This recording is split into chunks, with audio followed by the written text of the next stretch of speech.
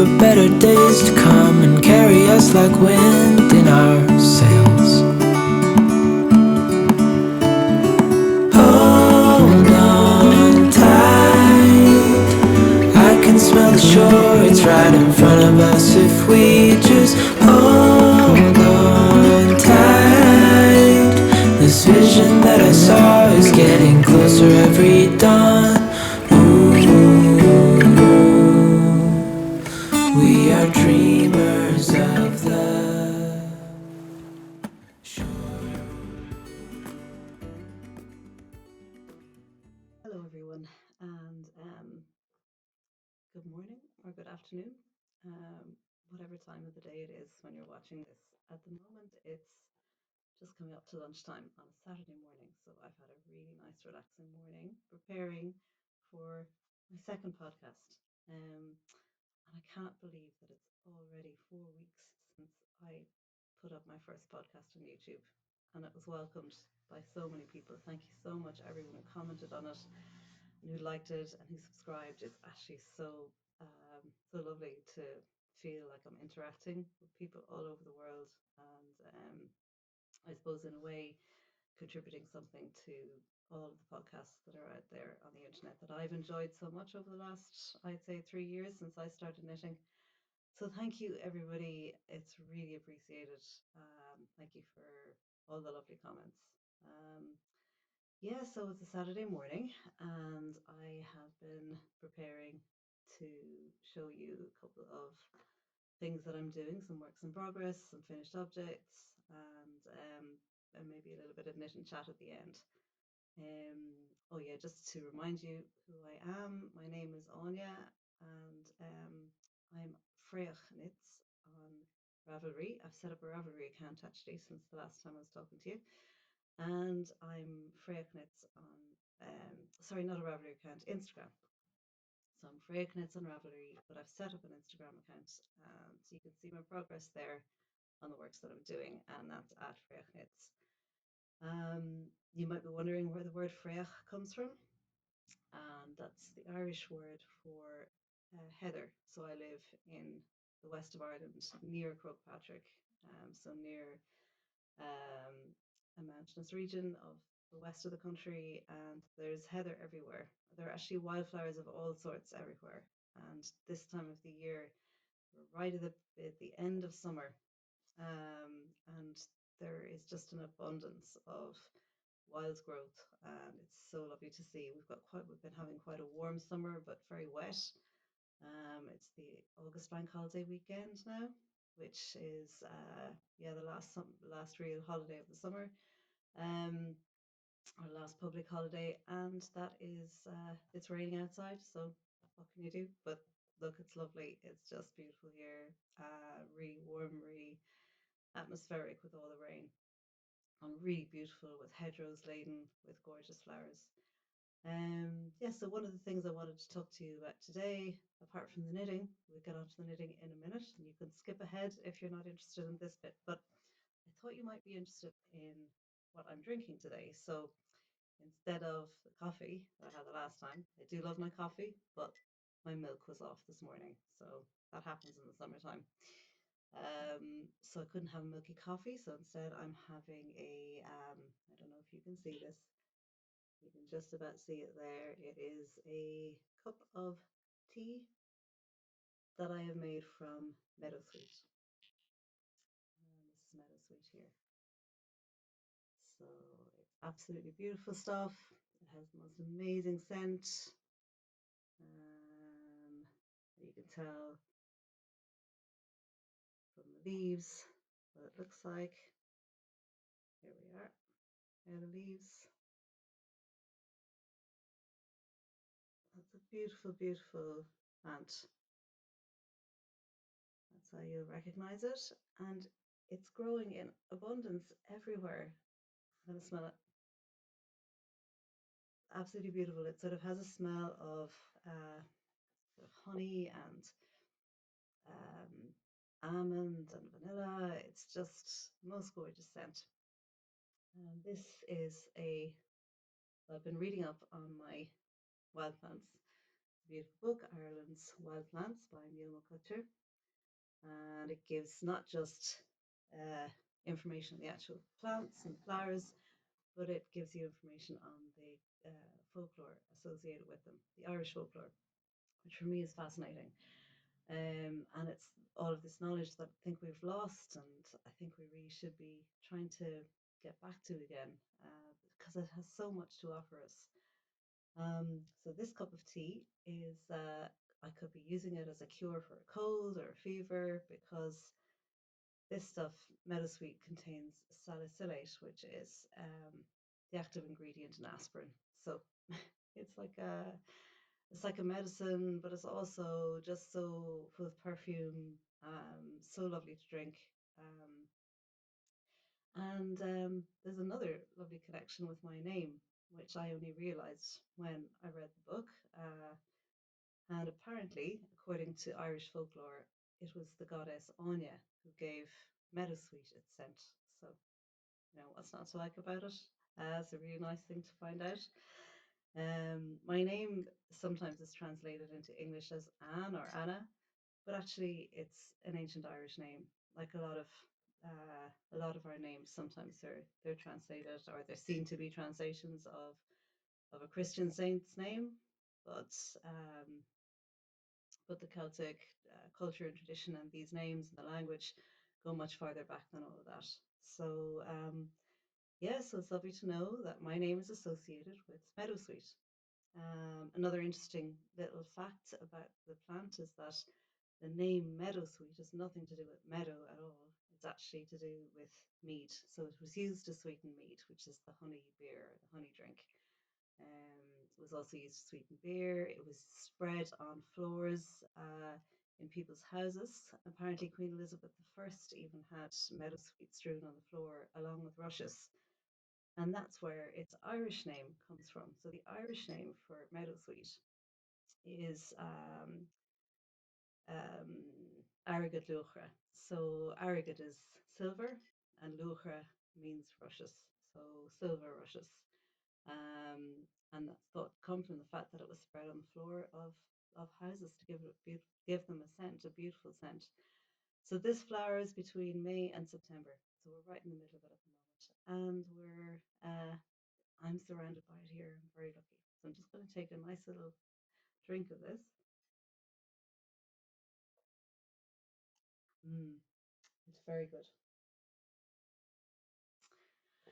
Okay, so that's really the way this morning is going. Absolutely lovely to be able to talk to you again and tell you about my knitting. So to begin, what am I wearing?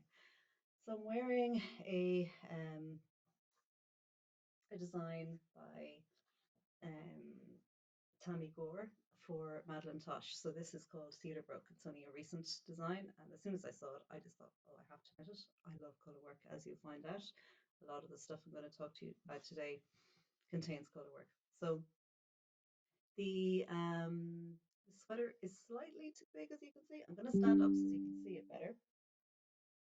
And I'm going to have to pause there actually because my computer's not plugged in. So I'm just going to pause. Okay, so I'm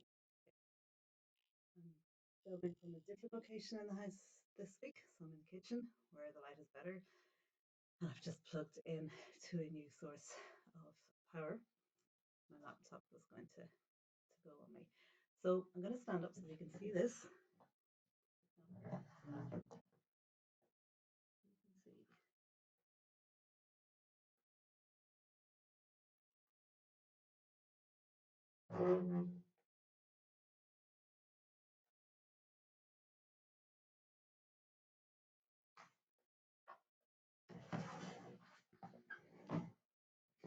So I absolutely love the shape of the sweater. I love the color work. I love everything about it. I knit it in a what's known as Tibetan DK, Chester DK Tibetan, which has a lot of yak in it. So the 60% superwash merino wool, there's 20% silk and 20% yak. And I think because of the yak, it's it grew a little bit, and obviously in merino as well. It grew more than I was expecting, so it's a little bit oversized, but I love it. The sleeve separation is quite low down, as you can see here. So it's got a lovely sort of swan shoey almost feel to it, which I really like. The only thing is I can't wear it with a coat over me, over the top of it. So in the wintertime it's not great, and I thought, oh my goodness, this is a heavy sweater, it's yak, it's merino, I'm not going to be able to wear it in the winter. But actually I found that it's great during the summer in Ireland because it's always, it's not warm here, and which is really nice. I really appreciate the fact that we live in a cool climate. Yeah, so I can wear it out. I don't have to wear a jacket over it. It can just be my top layer in the summertime. So I've been really enjoying that, and I love wearing it with pairing it with a linen top. As you can see that I've got on me today is a lovely linen, long linen shirt. So yeah, so I like it. So that's what I'm wearing. Then in terms of finished objects, I've nothing finished since the last time that I was talking to you. But I do have some finished objects from the past, which I thought, well, why not talk about those because they're so interesting. I've got two shawls to show you. I'm just going to have a look at my notes, make sure that I've got the correct order here. Yes, so we're going to look at the first shawl here, in my pile over here, and this is called the Shetland shawl by a designer, Maria de Haan. I'm not sure where she's from. Actually, I must check that out for you and put it in the notes below. Her company is called Trollen Wool or Trollen Wool, and she designed this beautiful shawl. You can see that it has lighthouses, the sky, birds, sheep. It's got meadows, cottages, stone cottages. It has sheep again, and Shetland ponies. Those brown things are actually Shetland ponies, and they're absolutely gorgeous. And then it's got meadows full of wildflowers. So, Shetland is a beautiful island, um, north of Scotland, and actually probably not that different from our climate here. So these flowers on the edge are a modification that I made to the pattern. So yeah, see them there. I added those in, I designed them myself. I designed the colour work for them myself, because I didn't like the edging that was on the shawl, which I'm going to show to you now. So yeah, that's it. This was the first thing that I knit that I was talking to you about in the last podcast. So I knit this really knowing absolutely nothing about colour work, and just look at how well it turns out, and really that's testament to materials that I was using. This all Shetland, Jamiesons of Shetland Spindrift. It's just perfect for colour work. It's absolutely beautiful. But when you look at the back of it, you can really see that I was a complete amateur. I didn't know what I was doing because my floats aren't captured. They're not hooked in. These are extremely long floats running across the back of the lighthouses. So you can see that I really didn't know what I was doing until somebody suggested looking up YouTube videos to see, well, how do I capture my floats? How do I deal with them? What are they even called? I didn't know what they were called at the time. So YouTube has just taught me how to knit in the last couple of years. From a basic understanding of knitting that I got when I was at school, which I'm so thankful for that I had the basics. And then all of the other techniques just came for looking at YouTube videos. So this is, yeah, it's a beautiful shawl. I never wear it, obviously. It's almost like too good to wear, or I can't think of an occasion I might wear it for, but I do use it in my living room to cover the sofas. And if anybody's cold in the winter, they can pick down a shawl and they can take it and cover themselves with it. So this came from my train journey that I was talking to you about in the first episode of this podcast. So what really got me back into knitting was when I saw this. So this was the main article It was a 8-page pullout in the Knitter magazine that I just happened to stumble across on that particular day on a train journey, stopping off, changing trains in Dublin to coming 3 hours from Cork, changing at Dublin, and another 3 hours to the west of Ireland. So 6-hour train journey, and I had this to inspire me. So as soon as I got home, I ordered the wool. So it's all Jamiesons of Shetland, and I have some of it here to show you that I have picked out, if I can find it. It's Jamiesons of Shetland Spindrift. So that's it there. Unfortunately, the light here is actually not really showing this terribly well, but that's it there. Okay.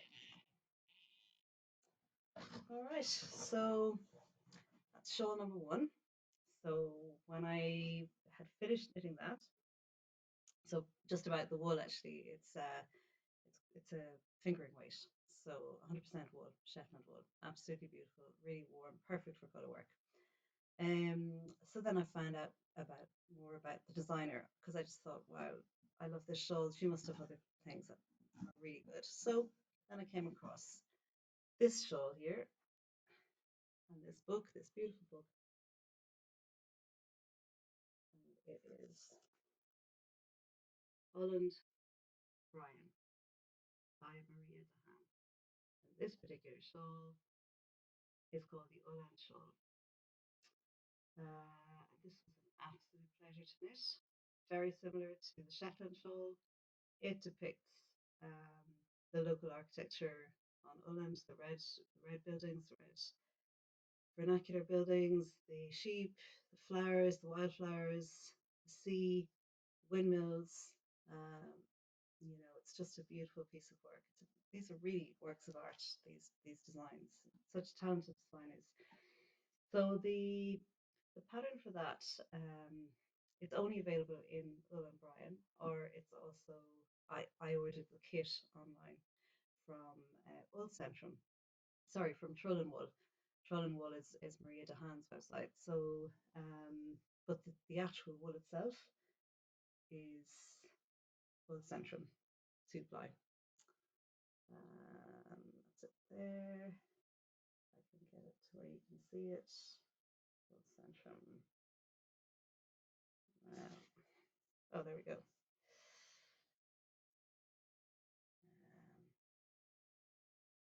So it's 100% Swedish wool, 2-ply.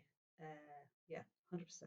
So the story of this company is really interesting. I went online this morning to remind myself why this wool is so beautiful. It comes from Gotland sheep in Sweden.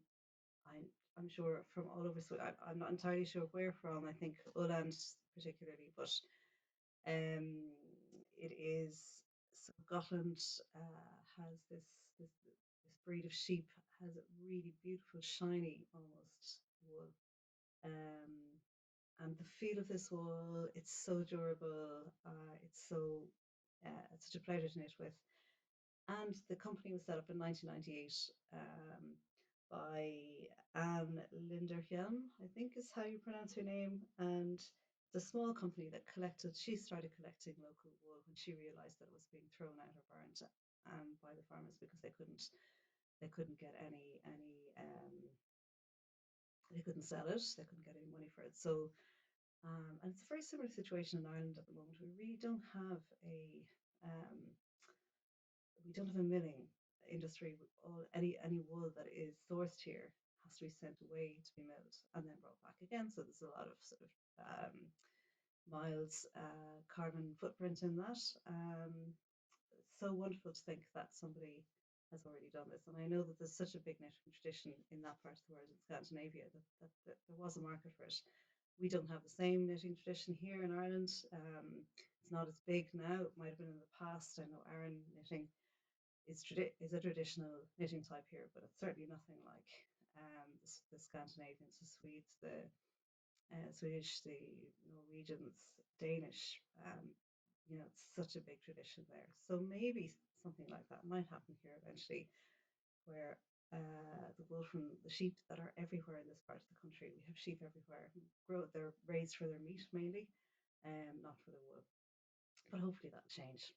Anyway, it's a really inspiring company. I love the wool, and I'm going to show you the shawl now, the finished object. So this is Maria de Haan's other shawl, Oland Shawl. So they're the red sheds or red buildings, houses, farmhouses, and these are the sheep. And then you've got beautiful flowers, wildflowers, and that's it. Beautiful, beautiful colours. So the background colours, this was a variegated scheme that, yeah, just provides this sort of shading fade across the whole thing. Then you've got the windmills at the top, the beaches, and the sky. I mean, all these different shades of blue, the sky, and then around the edge we have fish for the sea because it's an island. So yeah, even got the stone walls here. You have the stone walls down here. So that is another piece that lives in my living room on the back of the couch. Yeah, or even sometimes at the foot of my bed. Actually, in the winter time, I actually have that one on the foot of my bed, and I absolutely adore the colours of it. I love it, and I love the feel of that wool. After it's quite sort of rustic, so when you're knitting with it, it's rough enough, but when you wash it, it just becomes so soft and silky. It's absolutely beautiful. It's beautiful for jumpers. I have a brown jumper in that wool in Ullcentrum's 2-ply. So yeah, highly recommend it. Ordering online, small company, really sustainable, local wool, beautiful, beautiful colours. Yeah, so that's that. Okay, so works in progress then. Last week you saw that I was working on the Turntable pullover by our very own Irish designer, whose name is escaping me at the moment. Ailbíona McLochlainn. And this is knit in this beautiful, this was the one that I was showing you in my last podcast. And at that stage, yeah, so it's knit up in a merino singles from Life in the Long Grass. Life in the Long Grass, another one of my absolutely all-time favorite yarns. The colorways are absolutely stunning. Such good value when you buy online from her own website, where there's a 10% discount.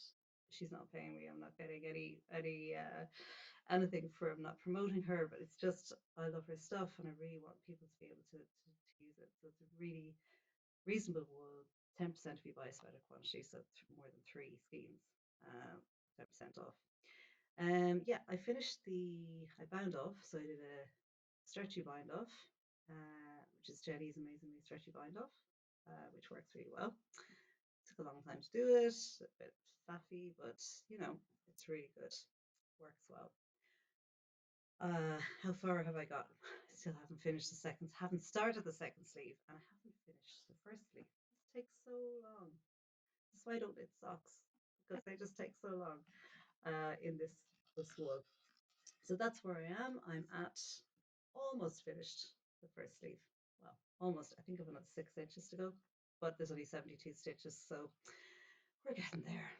You know, patience. It's actually a lovely one to knit when you don't have to think. That's the beautiful yarn. See if I can show it to you. Yeah, absolutely stunning. It's called Hillside, I think, is the name of the colorway on that. So yeah. Another finished object. We have, this is one I started since I was last talking to you, so I started it on about nearly 3 weeks ago, 12th of July, nearly 3 weeks ago. And it is the Nordiska by Caitlin Hunter, Oland Knitworks. So I'll show you the back, turn around. So this is it. You can see that I've used colours that are slightly different to the ones that are used in her pattern. I've used a really striking red and a gold colour. She uses gold as well. But isn't this colour work just absolutely beautiful? I mean, what a beautiful design.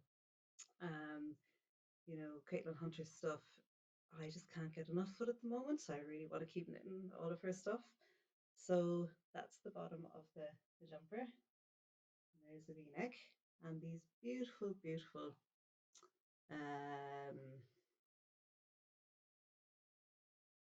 cables on the raglan. They're absolutely stunning. So yeah, so I've really enjoyed knitting this for so many reasons. Partly because you just kept busy.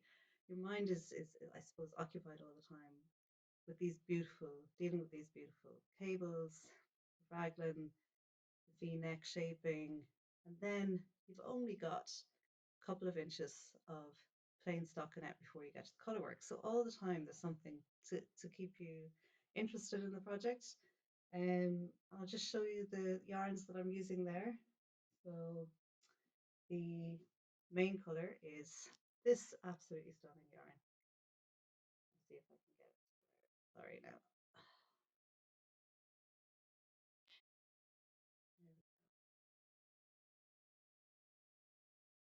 There we go. So it's De Rerum Natura Ulysse, and it is 100% wool made in France. And it's just beautiful.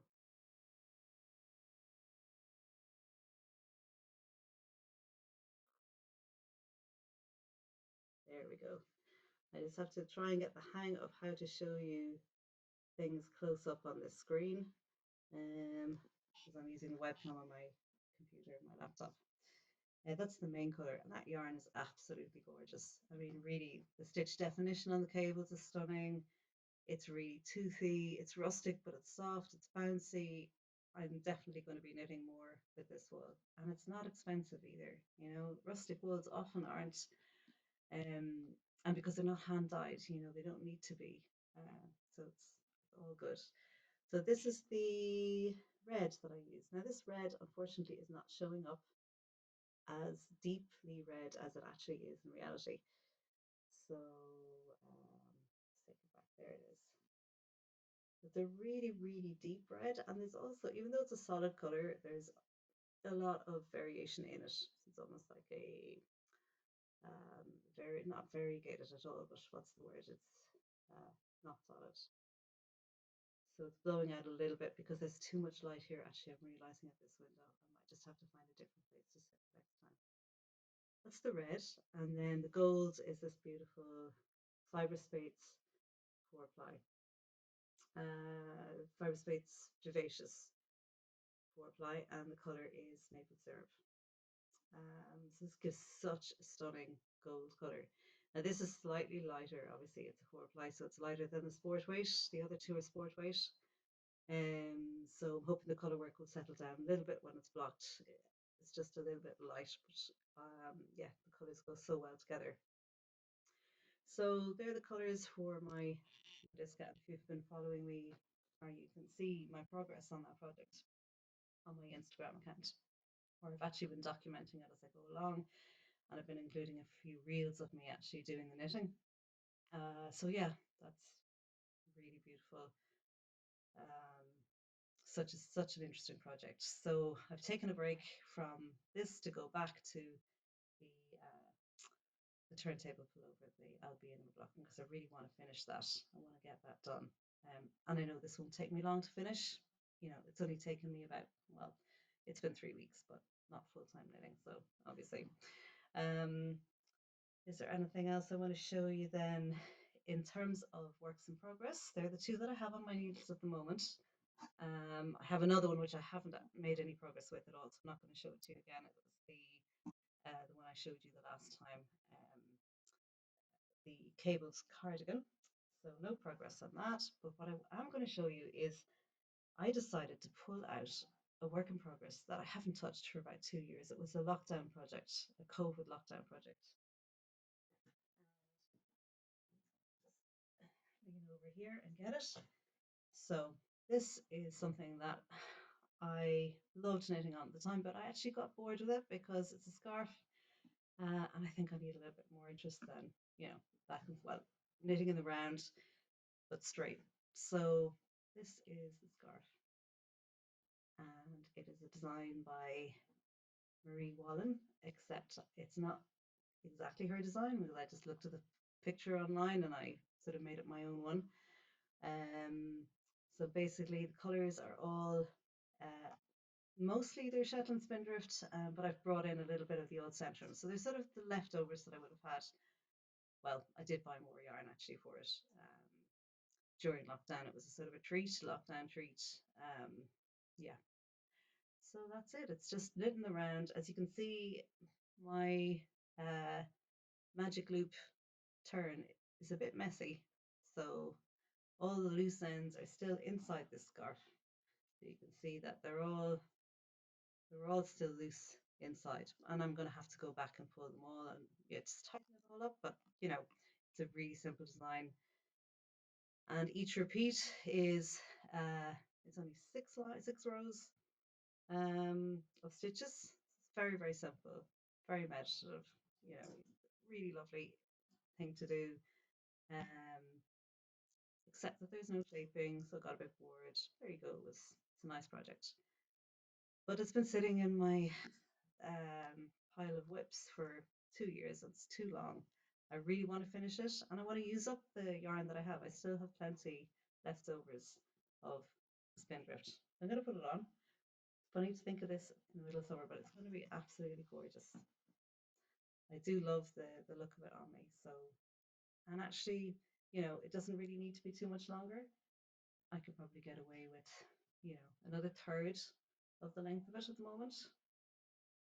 So there you go. So that will clear a whip out of my collection of whips.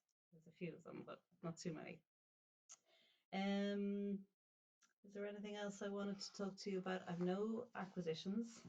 I'm not buying any new yarn at the moment because I know that I will be in next week. Actually, I'm going to the Netherlands. I'm going to visit a friend there, and I'm going to be in Amsterdam. So what am I going to do when I'm in Amsterdam? I'm going to go to a few yarn shops, and certainly the famous yarn shop in the Netherlands, Stephen and Penelope. So I'm actually looking forward to seeing that shop. As you know, I'm in the middle of nowhere, so I don't get to see yarn shops that often, but I have abstained from buying yarn online because I know I'm going to be spending money over there.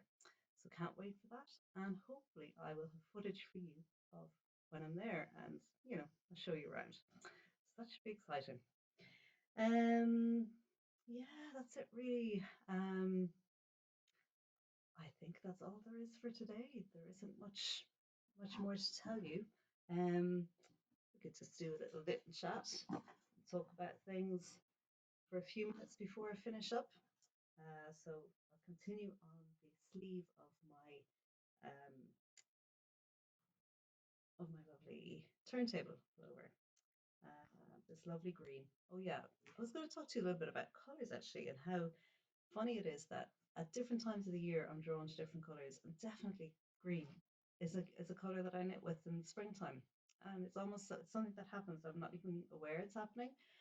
I was looking back at my notes last night just to prepare for this podcast, and I realised that I started this mammoth knit.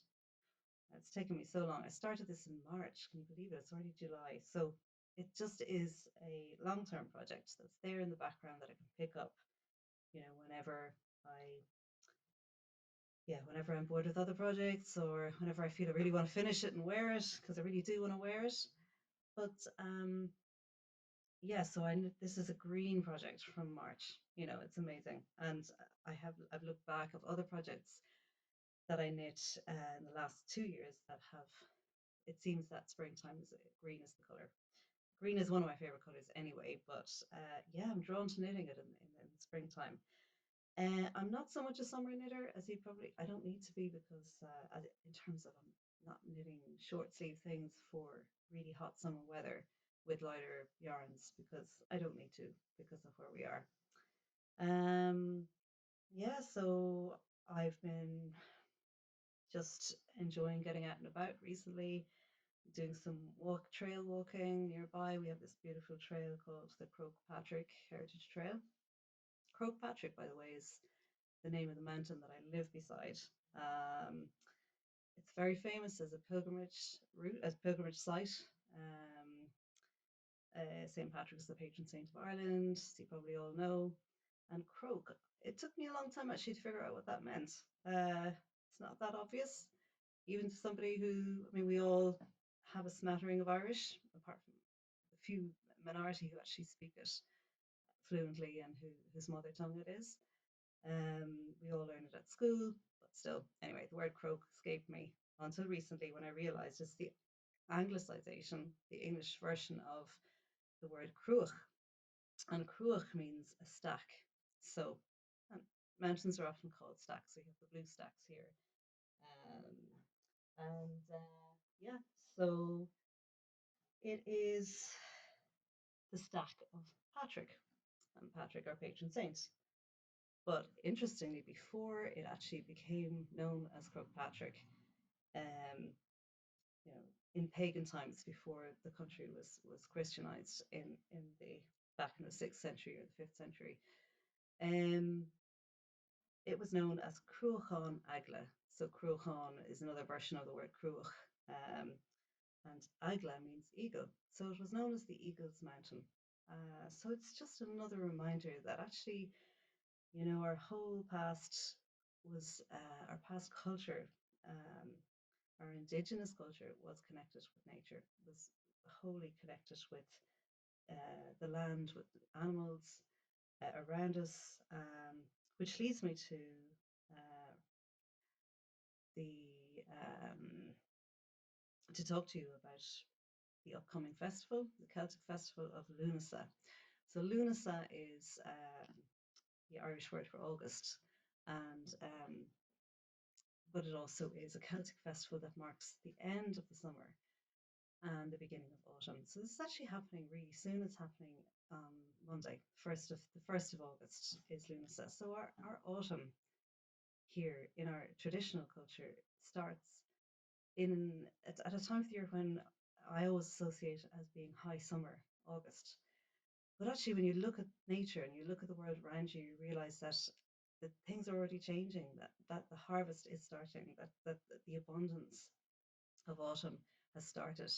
When I was out picking the meadowsweet this morning for my tea, I noticed that the blackberries have started to ripen. So, you know, we're going to have this huge um, abundance of berries and nuts, uh, wild mushrooms. I went wild mushroom foraging with a very knowledgeable person last week. You know, it's just incredible. It's all starting now. The autumn is starting. So yeah, there's so much to be reminded of when we connect to ancient tradition. We're reminded of what's actually happening around us in nature and in the world around us.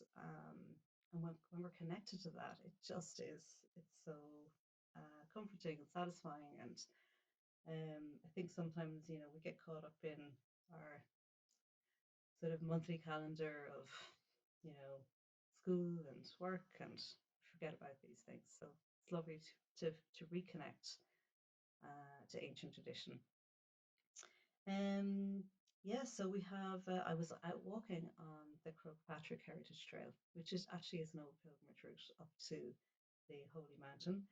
And I'm going to be able to show you some footage of that now at the end of this podcast.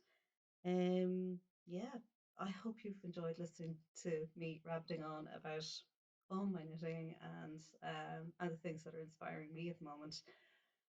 And thank you so much for watching. You know, it's just such a pleasure for me to do this. I really enjoy it, and I hope you enjoy watching and listening. If you have any questions about anything that I've been talking about, please feel free to comment below and ask. Yeah, and please subscribe. It'd be great to have more people. It's already lovely to have the people who are with me. And yeah, thank you all for watching, and we'll see you next time. Bye.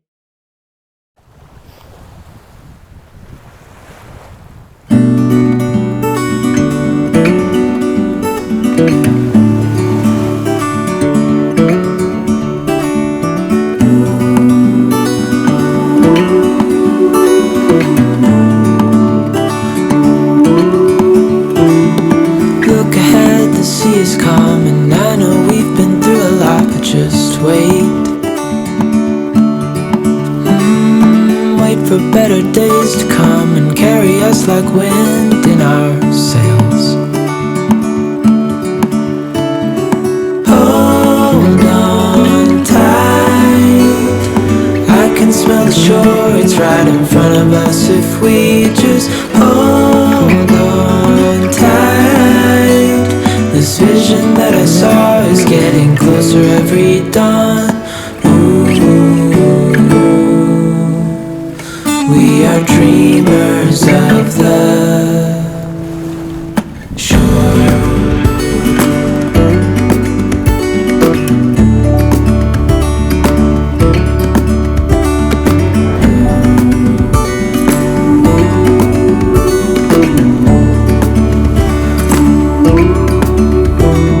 7 years now on this boat, and we all know where we belong. Just wait.